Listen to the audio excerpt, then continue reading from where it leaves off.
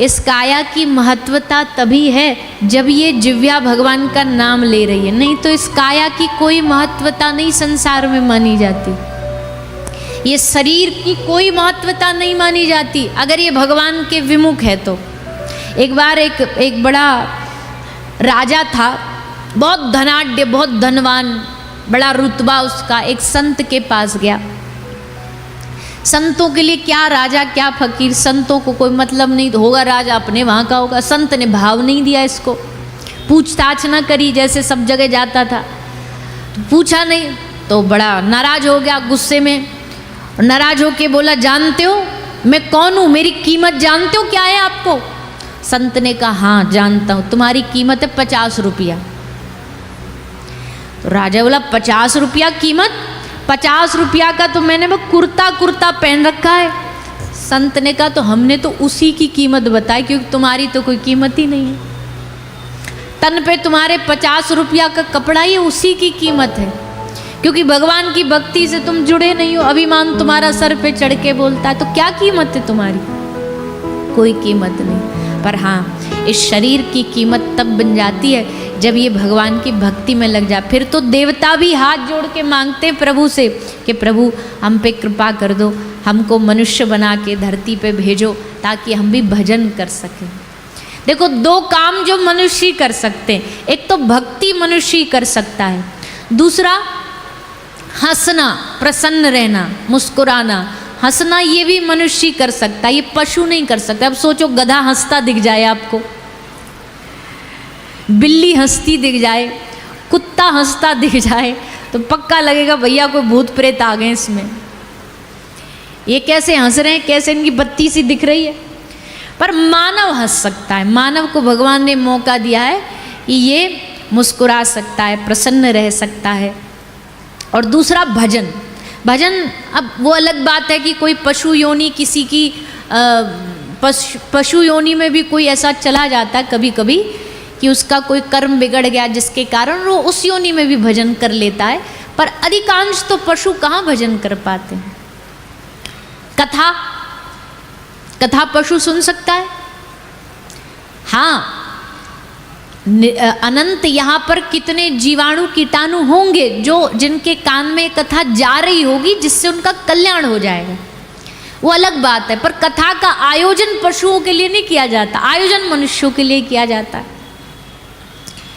तो भैया, इस शरीर की गति तब हो जाती है जब ये शरीर भगवान की भक्ति से जुड़ जाता है, नाम से जुड़ जाता है। इसलिए आप सब लोग जितने भी यहाँ आए हो, हम आप सब से निवेदन करते हैं, जो भी आपके गुरु ने मंत्र दिया हो उस मंत्र को खूब सब लोग जाप किया करो, माला किया करो। चलते फिरते भी जब तुम्हारे याद में आ जाए तो उसे बोला करो, गाया करो, नाम स्मरण किया करो। तो भैया, यही सुखदेव जी ने राजा परीक्षित को बताया कि सब साधनों का सार हरि नाम है, भगवान नाम है। आगे प्रकृति पुरुष का व्याख्यान श्री सुखदेव जी करते हैं। प्रकृति पुरुष मतलब प्रकृति का अपना एक रूप होता है और वो रूप भगवान का ही होता है। संसार में जो प्रकृति है, बारिश की बूंदें, मेघ, बादल, वृक्ष आदि, ये सब भगवान का स्वरूप है। जल, नदियाँ, ये सब भगवत स्वरूप हैं। इनका हम सबको ध्यान रखना चाहिए, प्रकृति का ध्यान रखना चाहिए, क्योंकि जब आप प्रकृति की रक्षा करते हैं ना, उनकी पूजा सेवा करते हैं, तो इसका मतलब है आप भगवान की सेवा कर रहे हैं, आप भगवान की रक्षा कर रहे हैं। अभी हमने आरंभ में कहा विकास, तो विकास तो हो, पर विकास के आड़े में विनाश ना हो, क्योंकि अगर पेड़ ना बचेंगे तो हवा कहाँ से लोगे। और दिल्ली, नोएडा, एनसीआर, ये तो भैया अच्छी शुद्ध हवा के लिए तो जाना ही जाता है। अब क्या बताएं हम, आप सब भली भांति परिचित हो, पर इसको भी भगवान की कृपा से ठीक किया जा सकता है। सब लोग नियम लो पेड़ लगाने का, अपने जन्मदिन पर, अपनी शादी पर, अपनी कोई भी अच्छा जीवन का कार्य, उस पर पेड़ लगाया करो। जितने वृक्ष लगा, पेड़ तो लगाते नहीं, उल्टे बिल्डिंगों के चक्कर में काटते और जा रहे हैं, सब जगह से प्रकृति का नाश और करते जा रहे हैं। तो यमुना जी देखो आपके नोएडा में ही है, पूरा यहाँ से एकदम पास ही है। यमुना जी जब आरंभ होती है ना गंगोत्री से, तो क्या कल कल छल छल करती, शुद्ध जल के साथ बहती हुई आती हैं। पर जैसे जैसे मनुष्यों के बीच में बहती हुई आगे बढ़ती हैं, हम मनुष्य, हम मानव ही उनके उस स्वरूप को बिगाड़ते चले जाते हैं, उनको बिगाड़ना शुरू कर देते हैं। पर भैया ये छोटी छोटी चीज़ें ये ध्यान रखने की हैं, क्योंकि ठाकुर जी की प्रिय यमुना महारानी है। वृंदावन जाओ और सोचो यमुना जी ना हो, वृंदावन में यमुना जी ना हो तो वृंदावन का स्वरूप वृंदावन जैसा रहेगा नहीं। चाहे तुम कितना भी विकास कर लो वृंदावन का, पर वृंदावन की आज भी मूल, वृंदावन का हृदय आज भी यमुना जी है। यमुना का किनारा, वहाँ पे ठाकुर जी कुछ ना कुछ लीला क्रीड़ा श्री जी के साथ में करते हैं, आज भी करते हैं। भगवान की दो लीला हैं ब्रज में, एक है नित्य लीला और एक है नैमित्तिक लीला। नैमित्तिक लीला होती है जो कभी कभी होती है, कभी घटित होती है। नित्य लीला वो होती है जो भगवान हर रोज अपनी गोपियों के संग, श्री किशोरी जी के संग नित्य विहार करते हैं। जैसे बिहार वन हो गया, वृंदावन का तटीय स्थान हो गया, इधर टेर कदम हो गया, राधा बाग, कृष्ण बाग हो गया। यहाँ ठाकुर जी नित्य लीला करते हैं। अच्छा, आप लोगों में से हर महीना वृंदावन कौन जाता है? 6 महीने में कौन जाता है? साल भर में कौन जाता है? अच्छा एक बात बताओ, कौन है जो वृंदावन गया ही नहीं अभी?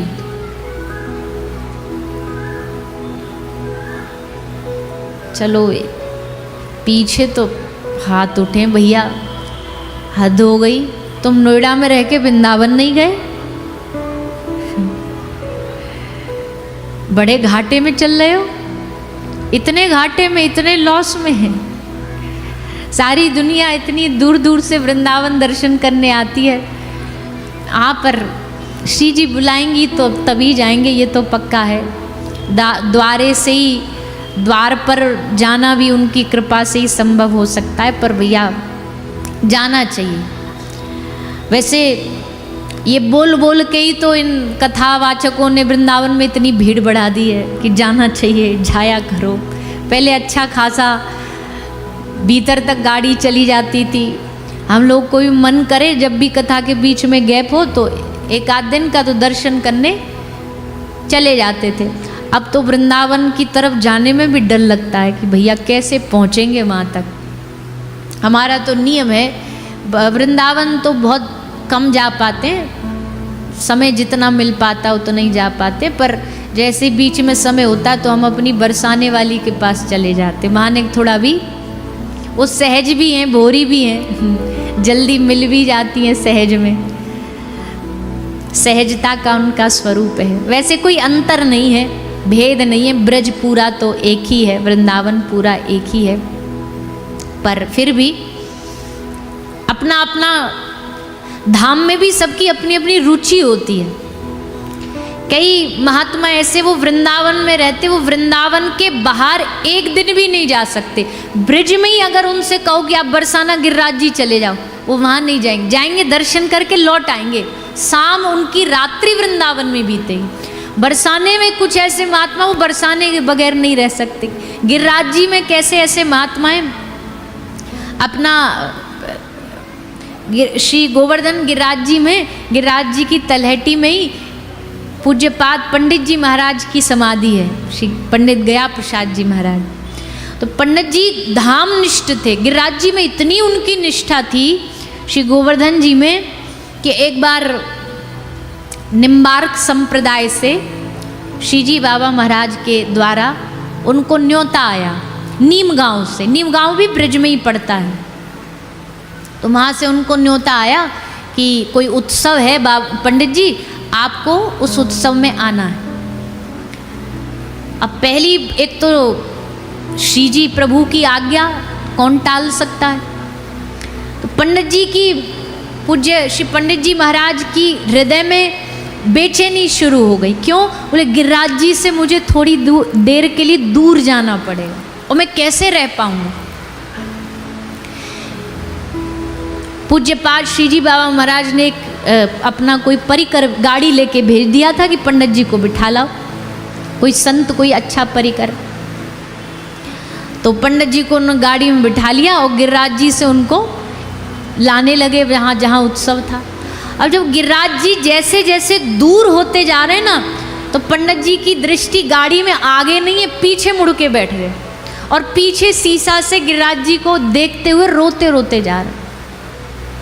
संग में जो साधु बैठे थे वैष्णव ने कहा, बाबा तुम काय को रो रहे हो? बोले मैं गिरिराज जी से दूर रह रही हूँ, या हमारे मुँह को रोनो आ रहे हो, मुझे आंसू आ रहे हैं। अरे बाबा नेकी दूर तो है, सांझ तक तो तुम लौट आओगे। बोले सांझ तक तो मुझे लगे मेरे प्राण निकल जाएंगे गिरिराज जी से दूर जाके, मैं ना रह पाऊंगा गिरिराज जी के बगैर।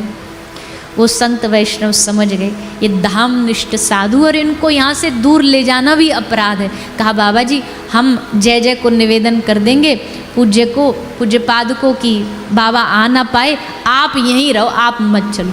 आधी रास्ता से गाड़ी वापस लेकर के उनको वापस गिरिराज जी छोड़ करके आए। बाबा जी आप यहीं रहो। ऐसी धाम में निष्ठा हो जाती है। अब वो गांव ब्रज में ही है पर फिर भी गिरिराज जी में निष्ठा है। तो सबकी अलग अलग धाम निष्ठा होती है।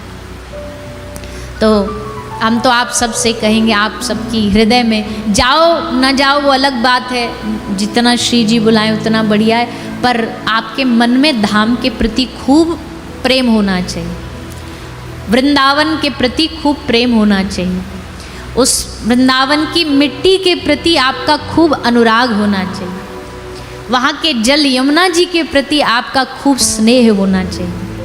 क्योंकि वो मिट्टी, वो पानी, वृंदावन की हवा, ये सब कुछ जो है ना, ये हमारे हृदय में ठाकुर जी के प्रति प्रेम बढ़ाती है। वृंदावन नाम आता है ना, तो नाम आते ही एकदम हृदय प्रसन्न हो जाता है, आनंदित हो जाता है। ब्रज भूमि का नाम आते ही हृदय एकदम आनंदित हो जाता है। और इस ब्रज भूमि के लिए कितने कितने महापुरुष तप करते हैं, हाथ जोड़ते हैं, प्रार्थना करते हैं, रोते हैं। एक हमको अभी ऑस्ट्रेलिया में एक भक्त मिला। तो ऐसे तो बहुत मिलते हैं जो कहते हैं ब्रजवास मिले हमें, वृंदावन वास मिले। वो ने एक अलग था, वो उसको उसकी मांग कुछ अलग थी। एक ही दिन हम उस शहर में रुके थे जहाँ पे वो रहते थे। तो आए हमारे पास, बोले हमारी इच्छा है। हमने कहा यही बोलेंगे, हमें ब्रजवास दे दो, ब्रज का स्थान दे दो। तो बोले हमारी इच्छा है क्या? बोले हमको बरसाने का समधी बनना है, हमारी ये इच्छा। हमको ठाकुर जी को अपना समधी बनाना, तो बरसाने में हमारे लड़के का ब्याह होना है। तो आप ब्रज में ही रहते हो, तो हमारे छोरा के लिए कोई बहू ढूंढो वहाँ पे।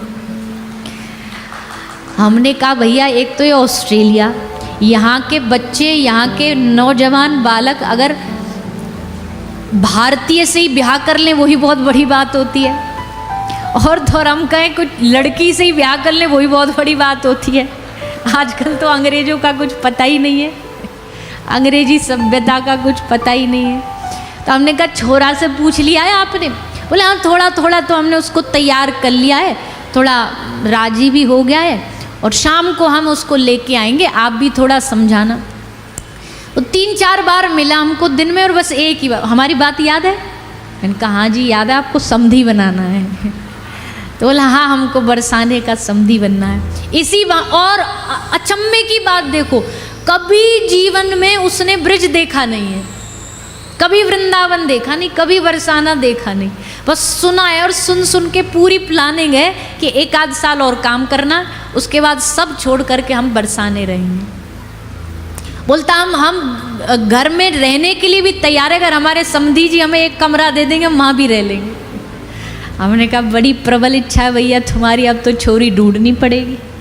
तो हमने कहा शाम को अपने बेटा को लाना, देखे तो सही कौन सा अंग्रेज है, कौन सी बुद्धि का है। पर भैया 22 साल का लड़का था, पर वो आया और वहाँ के बालक तो बहुत कम होते हैं जो हिंदी बोलें या अपनी सभ्य, पर बड़े सभ्यता से उसने खूब प्रणाम प्रणति किया और फिर एक बात बोली बड़े बड़े प्रेम से, बोले हमें एक चीज़ दे दो। हमने कहा क्या चाहिए? बोले ब्रज की माटी अगर आपके पास हो तो हमें थोड़ी सी दे दो। और ऐसा नहीं था, दिखने में खूब बढ़िया टिप टॉप जीन्स वीन्स पहन करके जैसा बालक आजकल के रहते हैं। बोले ब्रज की माटी दे दो। अब ब्रज की माटी तो हम लेके जा नहीं पाए थे और ऑस्ट्रेलिया में जा भी नहीं सकते। ऑस्ट्रेलिया का नियम भी है कि वहाँ अब की बार हम बड़े बुरे फंसे। हम जब जाते हैं कहीं भी जाते हैं फ्लाइट में तो अपना भोजन संग लेके जाते हैं। हमको फ्लाइट का, क्योंकि वहाँ सब ऐसे ही मिलता है, तो घर से ही बनवा के लेके जाते हैं पूरी रास्ता के लिए। तो हम पूरी रास्ता के लिए भोजन बनवा के लेके गए। खा लिया, बच गया थोड़ा सा, थोड़ी पूड़ी बच गई, थोड़ी सब्जी बच गई।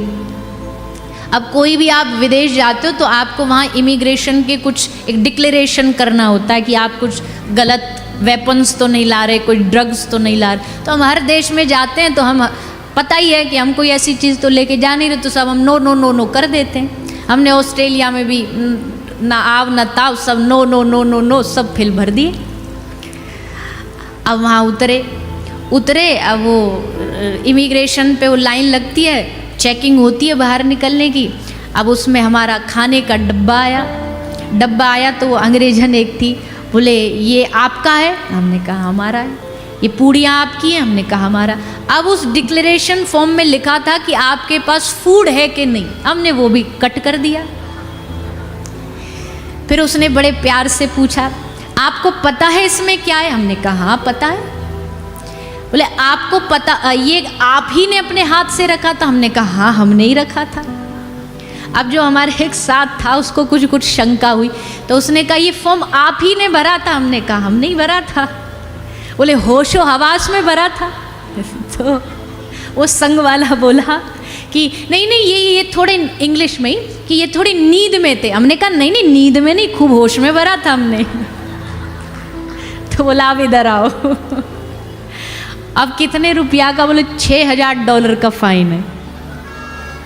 ऑस्ट्रेलिया बड़ा स्ट्रिक्ट है, उनका एग्रीकल्चर जो है वहाँ की भूमि उपजाऊ मानी जाती है और वहाँ कोई भी मिट्टी, खाना, फल, सेब, सब्जी कुछ भी ले जाना मना है। और अगर लेके जाते तो उसको यस करना पड़ता, डिक्लेयर करना पड़ता। हमारी पहली ट्रिप थी, गए थे बहुत साल पहले गए थे पर इतना याद नहीं था। तो फिर बोले इधर आओ और दो $6000। हमने कहा ये बढ़िया ऑस्ट्रेलिया है, इतना तो कमा नहीं पाएंगे जितना आते ही आते स्वागत कर दिया इनने। ऐसा ऑस्ट्रेलिया काहे काम का, आते ही। पर फिर उनने जो अब उसको कैसे समझाएं अंग्रेजी में, अब अंग्रेज आदमी उसको कैसे समझाएं कि तुम जानते हो भारत में हमें लोग बहुत जानते हैं।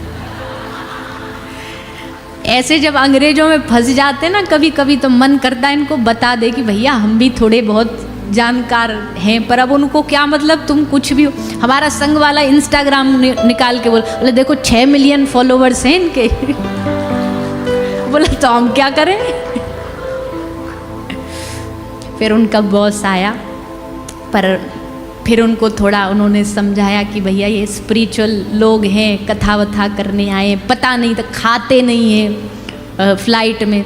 तो फिर उन्होंने अंत में लास्ट में रिटन नोटिस दे के छोड़ दिया कि ये लास्ट है, अगली बार पकड़े गए तो 10,000 देने पड़ेंगे। हमने कहा अब की बार छोड़ दो, बाकी तो फिर हम सतर्क रहेंगे। तो हमारे साथ जो भी टीम गई थी हम सब बड़े ध्यान से, उसके बाद फिर सब ने बड़े ध्यान से फॉर्म भरा कि कुछ भी गड़बड़ नहीं हो जाए, नहीं तो सब भट्टा बैठ जाएगा। तो हाँ, मिट्टी ले जाना मन, इस बात से हमारी वो बालक की बात चली। तो बोला ब्रज की माटी, तो हमारे पास तिलक था जो अपना हम राधा कुंड का जो तिलक लगाते काला जो होता है वो ब्रज की माटी है। तो उसमें से थोड़ा हमने तोड़ के उसको दिया कि ये ब्रज की माटी रखो। और तब हमें लगा कि हाँ भैया ये लड़का भी ठीक है, ब्रज का दामाद बनने योग्य है। तो इसके लिए छोरी ढूंढी जा सकती है। तो कहने का हमारा मतलब भाव ये है कि देखो ऐसे ब्रज की कैसी कैसी लोगों में भावना होती है, कैसे कैसे मन में उनके भाव रहता है कि ठाकुर जी हम पर ये कृपा कर दे कि ब्रज से हमारा कोई रिश्ता जुड़ जाए, बस कोई नाता जुड़ जाए, भले कोई भी नाता जुड़े। ब्रज की गलियों की पहचान ही यही है, या ब्रजवासी की भी भैया पहचान ही यही है। जो कोई तुमते राधे राधे बोल तो भयो आपको नजर आ जाए तो समझ लो ब्रजते ही आयो है, ब्रजवासी है तभी राधे राधे बोल रहे हो, क्योंकि ब्रज का तो प्राण राधा, ब्रज का श्वास राधा, ब्रज का जीवन राधा, कृष्ण का सर्वस्व श्री राधा।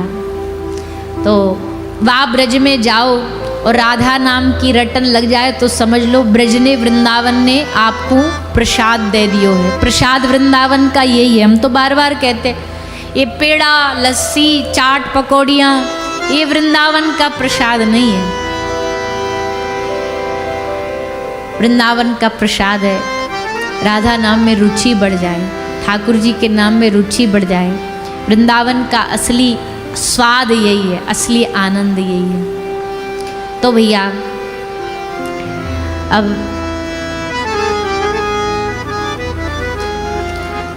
कथा प्रसंग में कहाँ थे हमें तो याद नहीं है, अब आप बताओ कहाँ थे? हैं? क्या बोल रहे हो? समधी? अभी समधी पे ही अटके हो आप? अच्छा हाँ, तो ब्रज की चर्चा पता नहीं वो कहाँ से शुरू हुई थी, पर ब्रज तो है ही ऐसा, ब्रज भूमि ऐसी, ब्रज की माटी ऐसी। यहाँ ने बड़े बड़े फन्ने घाँ आए ब्रज भूमि में, ज्ञानी आए, सबको उनको नाम बुलवा दियो, उनको पहचान बुलवा दी, तो हमारी कथा बुलवा दे, हमें कोई बड़ी बात नहीं है। पर भैया अच्छा एक खुशखबरी और है आप सबके लिए, क्योंकि आप सब नोएडा दिल्ली वासी हो, दूर ज़्यादा हो नहीं हमारे वृंदावन से। पहला तो हम ब्रज में हमारा रहना है, इसलिए हम वृंदावन से आए हैं ये बोल देते हैं, क्योंकि ब्रज पूरा वृंदावन ही है। तो उसी ब्रज की कई बार आप भले पास भी रहते हो, पर कई बार हम लोग जाते हैं, भीड़ भाड़ में जाते, धक्का मुक्की में जाते, बस एक आध बिहारी जी चले गए, एक आध मुख्य दर्शन करके लौट आते हैं। पर पूरे ब्रज का दर्शन करने से ठाकुर जी के प्रति हमारा प्रेम बढ़ता है, पहचान उनसे और करीबी की होती है। तो उसके लिए हम 7 दिन की ब्रज की यात्रा का उत्सव का आयोजन करते हैं। तो इस साल भी उस यात्रा का आयोजन किया गया है। पिछले 1-2 साल से हो नहीं रहा था, कथाओं में व्यस्तता ज़्यादा थी, पर इस बार सबका भाव था कि सब लोग बाहर से विदेश से भी आते हैं कि इस बहाने 7 दिन ब्रज में रहना मिल जाता है। तो नवंबर महीना में 23 नवंबर से इस ब्रज यात्रा का आरंभ हो रहा है। 7 दिन ब्रजवास, ब्रज का पूरा दर्शन, गिरिराज जी में निवास, सब आसपास के स्थानों का दर्शन, ये 7 दिन का मौका मिलता है। तो आप सब लोग भी ज़रूर पधारिएगा, जो उसमें आ सकते हैं। नवंबर महीना लास्ट है, लगभग बालकों की भी कुछ छुट्टियां पड़ जाती हैं। तो आप सब जिसको भी श्री जी बुलाएं, न्योता है आप सबको, आप सब जरूर आइएगा। खूब आनंद आता है, खूब आनंद बरसता है। 7 दिन हरिनाम संकीर्तन, ब्रज दर्शन, संतों का दर्शन, वैष्णवों का दर्शन, अद्भुत होते हैं वो 7 दिन, भगवान के लीला का दर्शन। तो आप सब जरूर आइएगा। 7 दिन आ जाओ, बहुत बढ़िया है। और किसी कारण से 7 दिन ना आ पाते हो तो नोएडा तो दूर नहीं है, सारी सूचना ले लेना, नाम लिखवा देना, बीच में किसी 1 दिन आ सकते हो, 2 दिन आ सकते हो, तो वहाँ भी कम से कम आपको उसका आनंद दर्शन प्राप्त होगा। तो खूब आनंद बरसता है, सब पहुँच सके तो जरूर आइए। भगवान के नज़दीक जाने के लिए भगवान के धाम के नज़दीक जाना पड़ता है, भगवान के जनों के नज़दीक जाना पड़ता है। और जब आप किसी के नज़दीक जाते हो तो 2 ही चीज़ हो सकती है, 2 ही चीज़ संभव है। या तो ज़्यादा नज़दीक जाओगे तो एक चीज़ या तो वहम पैदा हो जाएगा, दोष दर्शन। जब हम कई बार किसी के ज़्यादा नज़दीक हो जाते हैं तो फिर हमको उनमें दोष दिखने लग जाते कि इनमें ये दोष है, इनमें वो दोष है, दोष दर्शन हो जाते।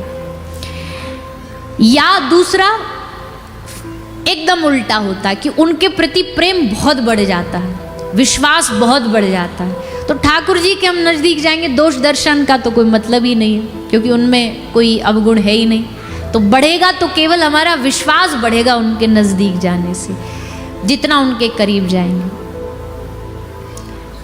तो ऐसा श्री सुखदेव जी महाराज राजा परीक्षित को इस दिव्य कथा को भी इसलिए सुना रहे ताकि इसको सुन करके राजा परीक्षित समेत जितने भी इसको सुनने वाले हैं वो भगवान के नज़दीक जाएं, उनके करीब जाएं। सुखदेव जी सृष्टि प्रकरण सुनाते हैं, विराट स्वरूप का वर्णन सुनाते हैं, ब्रह्मा जी का प्रागट्य सुनाते हैं, श्री विदुर जी महाराज की कथा सुनाते हैं, विदुर विदुरानी का दृष्टांत सुनाते हैं, भक्तों का चरित्र सुनाया गया।